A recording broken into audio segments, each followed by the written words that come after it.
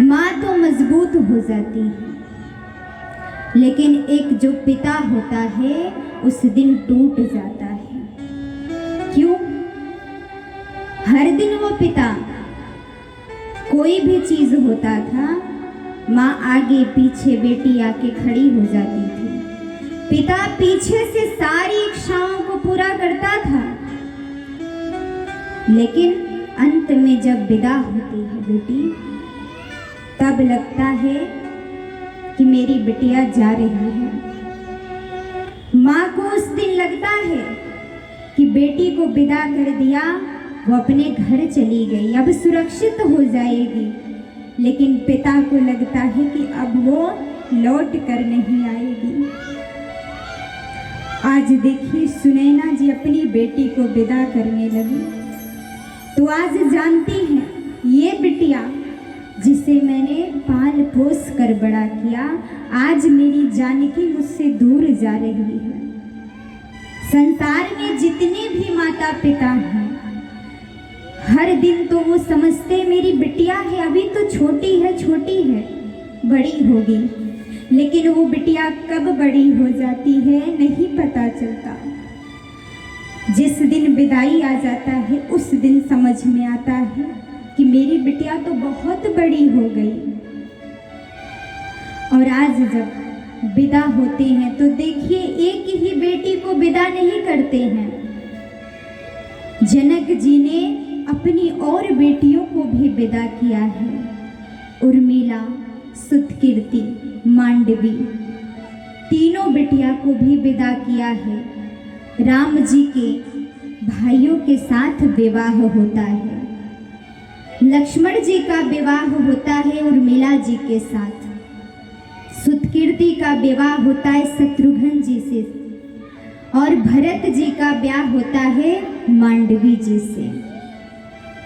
और इस अयोध्या में ये जो बारात है एक दिन नहीं रुकी थी। इस संसार में जब विवाह होता है तो बारात अगर एक दिन दरवाजे आ जाती है तो लगता है कि हमने तो बहुत खातिरदारी कर दिया, एक दिन ही बहुत हो जाता है। लेकिन जनक जी की बारात जब जनक जी के यहाँ आई है तो एक दिन नहीं 6-6 महीने वो बारात रुक गई है।